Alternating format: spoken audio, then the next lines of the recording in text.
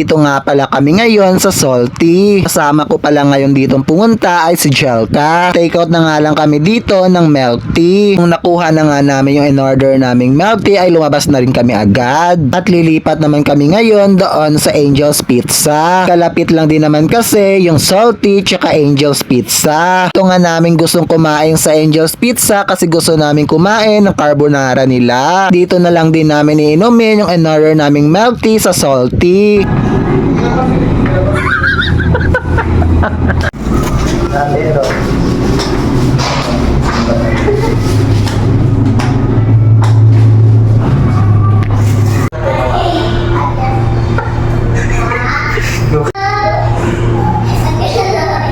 Ito nga pala yung in-order naming carbonara na may kasama pang toasted garlic bread. Habang nasasarapan niya ako kumain ng toasted garlic bread pero yung kasama ko ay hindi talaga. Tuwing kumakain niya kami sa labas at tuwing mayroong garlic bread na kasama yung order namin ay sa akin niya talaga parati binibigay. Sa aswa nga siguro tong kasama ko kaya hindi talaga siya kumakain ng may bawang. Shoot lang! Umorder din nga pala ako nito kaso nakalimutan ko na kung ano yung pangalan ng food na to. Sobrang sarap talaga ng lasa nito kasi yung loob niya ay may nakalagay na langka. Kung i-rate ko nga yung lasa ng pagkain na to ay 100% talaga na masarap. Pati yung carbonara nila ay sobrang sarap talaga ng lasa. Ilisan na nga lang pala namin dito kumain kasi si Jelka ay 1 hour break lang. Kailangan niya rin agad pala bumalik sa trabaho. Ako naman nga pala ay naka-day off sa araw na to. Kaya hanggang dito na lang muna ang ating mini vlog. Paalam!